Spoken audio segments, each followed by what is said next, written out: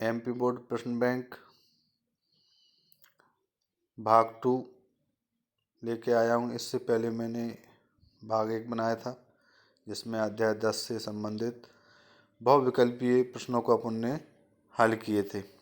आज अपन प्रश्न बैंक के अंतर्गत 2 अंक के जो पूछे जाने वाले अध्याय 10 से प्रश्न हैं उन प्रश्नों पर चर्चा करेंगे और उनके आदर्श उत्तर मैंने लिखे हैं, उनको सभी स्टूडेंट अच्छे से तैयार करें जो आपको आगामी अर्धवार्षिक परीक्षा जो कि दिसंबर माह में होने वाली है और वार्षिक परीक्षा जो आपकी मार्च में प्रस्तावित है, उन परीक्षाओं में अच्छा नंबर आए उसके लिए आप इन प्रश्नों को अच्छे से तैयार करें और आगे भी हम अन्य अध्यायों की भी वीडियो बनाएंगे। चलिए चर्चा करते हैं। पहला प्रश्न है, इस्तेमारी, इसी को स्थायी बंदोबस्त भी कहते हैं, व्यवस्था लागू करने के पीछे अंग्रेजों के क्या उद्देश्य थे? तो स्थायी रूप से राजस्व की राशि तय करने पर कंपनी को नियमित राशि प्राप्त हो सकती थी, इसलिए इस्तेमारी बंदोबस्त बंगाल में 1713 में लागू किया गया। उस समय कॉर्नवालिस बंगाल का गवर्नर जनरल था। नेक्स्ट क्वेश्चन है, इस्तेमारी बंदोबस्त के बाद बहुत सारे जमींदारों की जमींदारियां क्यों छीन ली गईं? जब जमींदार राजस्व की राशि निश्चित समय पर भुगतान नहीं कर पाता था तब उसकी जमींदारी नीलाम कर दी जाती थी। इस कारण इस्तेमारी बंदोबस्त के कारण बहुत सारे जमींदारों की जमींदारियां छीन ली गई थी। नेक्स्ट क्वेश्चन है, दामने कोय क्या है? अंग्रेजों ने संथालों को जमीनें देकर के राजमहल की तलहटी में बसने के लिए तैयार कर लिया गया था। संथालों को दी जाने वाली भूमि को संथालों की भूमि कहा गया और इसी भूमि को दामने कोय कहा गया।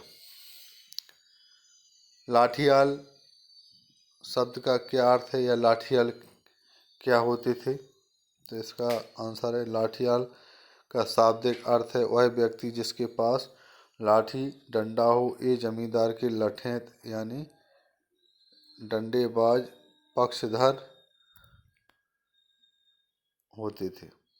ठीक है, तो नेक्स्ट 5 नंबर का क्वेश्चन है, क्वांटेट क्या होते थे?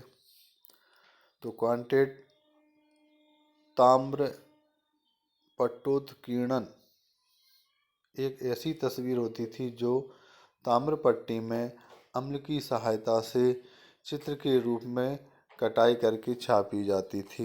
ये इम्पोर्टेंट क्वेश्चन है, नया शब्द है, इसको अच्छे से तैयार कर लें सारे छात्राएं। नेक्स्ट क्वेश्चन है, दिकू शब्द का अर्थ बताइए, ये किसानों में इतने अलोकप्रिय क्यों थे? तो संथाल लोग साहूकार, उनको जो साहूकार थे उनके लिए दिकू शब्द का प्रयोग करते थे। वे संथाल किसानों में अलोकप्रिय इसलिए थे क्योंकि वे बहुत ऊंची दरों पर ब्याज लगा रहे थे और कर्ज अदा न किए जाने की सूरत में उनकी ज़मीन पर कब्जा कर रहे थे। इस वजह से संथाल किसानों में दिकू लोग क्या थे? अलोकप्रिय थे। नेक्स्ट क्वेश्चन है, सूर्यास्त कानून क्या था? ये किस बंदोबस्त व्यवस्था से संबंधित था? तो ये स्थायी बंदोबस्त या इस्तेमारी बंदोबस्त व्यवस्था में जमींदारों को एक निश्चित तिथि को भू राजस्व सरकार को अदा करना होता था। 1793 ईस्वी के बंगाल रेगुलेशन के आधार पर 1794 ईस्वी में सूर्यास्त कानून लाया गया, जिसके अनुसार अगर एक निश्चित तिथि को सूर्यास्त होने तक जमींदार जिला कलेक्टर के पास भू राजस्व की रकम जमा नहीं करता तो उसकी पूरी जमींदारी नीलाम हो जाती थी। नेक्स्ट क्वेश्चन था, संथाल विद्रोह कब और किसके नेतृत्व में हुआ? संथाल विद्रोह 1855-56 ईस्वी में सिद्धू मांझी के नेतृत्व में, जिसमें उसके भाई कान्हू चांद भैरव ने भी योगदान या नेतृत्व प्रदान किया।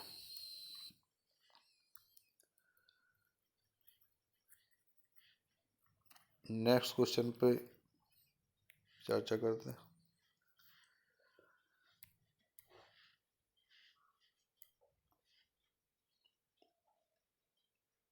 क्वेश्चन नंबर 9, किरायाजीवी शब्द का क्या अर्थ है? तो किरायाजीवी शब्द ऐसे लोगों का द्योतक है जो अपनी संपत्ति के किराए की आय पर जीवन यापन करते थे, उनको किरायाजीवी शब्द का प्रयोग किया गया। भाड़ा पत्र क्या है? ये बहुत ही इम्पोर्टेंट क्वेश्चन है।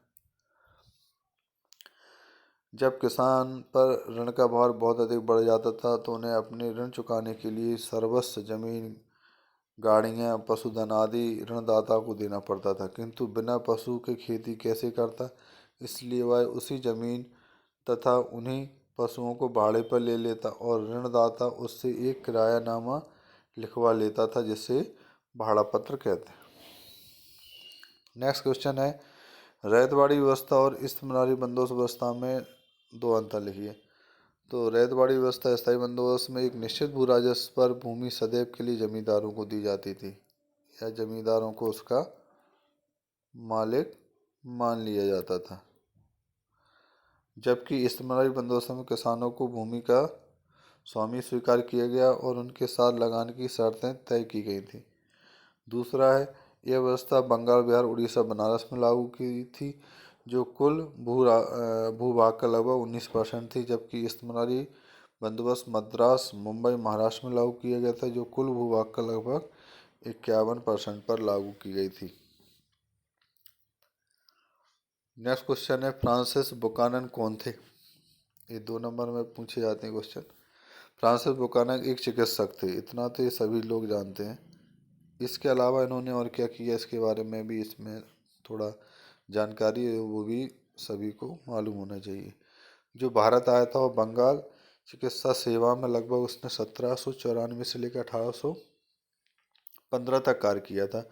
कुछ वर्षों तक वह भारत के गवर्नर जनरल लॉर्ड बेलेजली का स्थल चिकित्सक रहा। कलकत्ता में अपने प्रवास के दौरान उसने कलकत्ता में एक चिड़ियाघर की स्थापना की, जो आज कलकत्ता के अलीपुर चिड़ियाघर के नाम से जाना जाता है। तो ये क्वेश्चन आ सकता है कि अलीपुर चिड़ियाघर की स्थापना किसने की थी? तो आपको याद होना चाहिए, फ्रांसिस बुकानन। कुछ स्मरणीय तथ्य हैं जो हमने एनसीईआरटी बुक को पढ़ करके जो लगा कि मुझे कभी भी पूछे जा सकते हैं, तो उनको मैंने लिखा है। जैसे राजा शब्द का प्रयोग अक्सर शक्तिशाली जमींदारों के लिए किया जाता था। ताल्लुकदार शब्द अर्थात वह व्यक्ति जिसके साथ ताल्लुक यानी संबंध हो। आगे चलकर ये ताल्लुक का अर्थ क्षेत्रीय इकाई हो गया था। रैयत शब्द का प्रयोग अंग्रेजों के विवरण में किसानों के लिए किया जाता था। बंगाल में रैयत जमीन को खुद काश्त नहीं करते थे, बल्कि सिकमी रैयत को आगे पट्टे पर दे दिया करते थे। बंगाल के गांव का दृश्य चित्रण जॉर्ज चिनरी द्वारा 1820 में किया गया।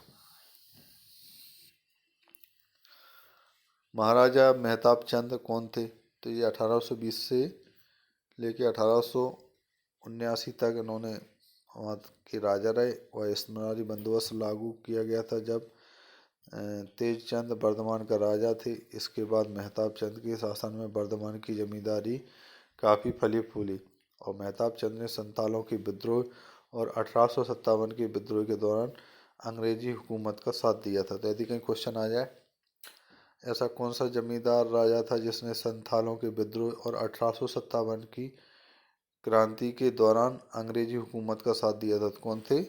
राजा मेहताब चंद।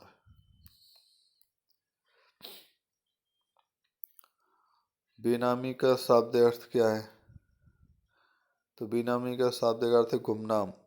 हिंदी तथा कुछ अन्य भारतीय भाषाओं में इस शब्द का प्रयोग ऐसे सौदों के लिए किया जाता था जो किसी फर्जी या अपेक्षाकृत या महत्वहीन व्यक्ति के नाम से किए जाते हों और उनसे असली फायदा पाने वाले व्यक्ति का नाम नहीं दिया जाता था या छुपा लिया जाता था। रैयत और साहूकार शीर्षक नाम से निम्नलिखित रिपोर्ट 6 जून 1876 में नेटिव ओपिनियन नामक एक समाचार पत्र में छपी थी। उसे मुंबई की नेटिव न्यूज़पेपर रिपोर्ट ने इसको यथावत उद्धृत किया था। मुंबई दक्कन में पहला राजस्व बंदोबस्त 1820 के दशक में किया गया और मांगा गया राजस्व इतना अधिक था कि वहाँ से स्थानों पर किसान अपने गांव छोड़कर अन्य क्षेत्रों में चले गए थे।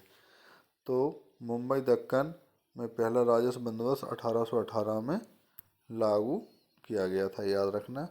और ये यदि दशक पूछा जाए तो 1820।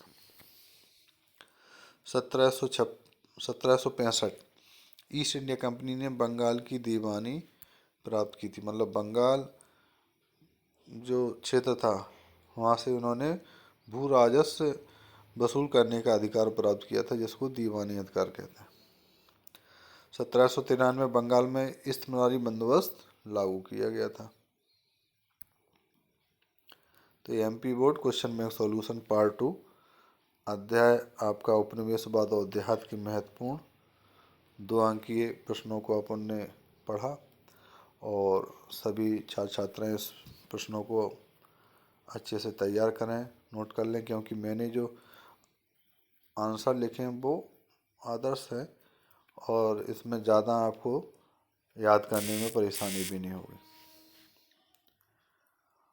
और MP board question bank solution पर आधारित है वीडियो।